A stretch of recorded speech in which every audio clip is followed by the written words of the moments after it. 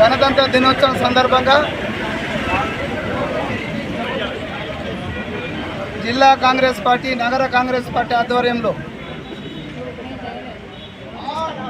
గాంధీ విగ్రహం వద్ద, అదేవిధంగా నెహ్రూ విగ్రహం వద్ద, రైల్వే స్టేషన్ వద్ద, చివరిగా కాంగ్రెస్ భవన్లో గణతంత్ర దినోత్సవ వేడుకల్ని జరుపుకుంటూ జెండా వందనం చేయడం జరిగింది.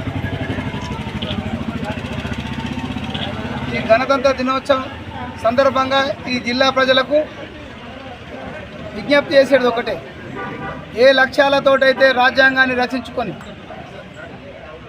ఈ దేశాన్ని గణతంత్ర దేశంగా మనం ప్రకటించుకున్నామో ఆ లక్ష్యాలు సాధించేందుకు ఎంతోమంది ఉన్నతవంతమైన రాజకీయ నాయకులు శ్రమించి కష్టపడి విలువలను కాపాడటానికి ప్రయత్నం చేశారు.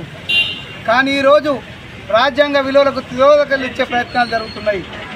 వాటన్నిటిని మనము ఎక్కడికక్కడ అడ్డుకోకపోతే రేపు రాజ్యాంగం కల్పించినటువంటి మన హక్కులను, ఒక వ్యక్తిగత హక్కులను కూడా హరించే పరిస్థితి, వ్యవస్థను కుప్పగూల్చే పరిస్థితి ఈరోజు జరుగుతుంది.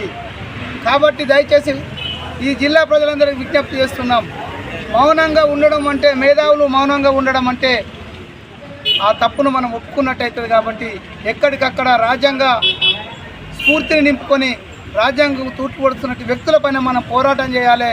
రేపు ఖచ్చితంగా దీనికి మనకు స్వతంత్ర సమరంలో అసూలు బాసినటువంటి ఎంతోమంది అమరవీరుల త్యాగాలను గుర్తు చేసుకొని మనము ఏ లక్ష్యాల కోసం ఈ స్వతంత్రం తెచ్చుకున్నాం, ఏ లక్ష్యాల కోసం గణతంత్ర రాజ్యాంగాన్ని రచించుకున్నామనే విషయాన్ని గుర్తుంచుకొని ముందుకెళ్లాల్సిందిగా తెలియజేస్తూ, ఖచ్చితంగా ఈ జిల్లా ప్రజలకు, ఈ రాష్ట్ర ప్రజలకు కూడా గణతంత్ర దినోత్సవ శుభాకాంక్షలు తెలియజేస్తున్నాం.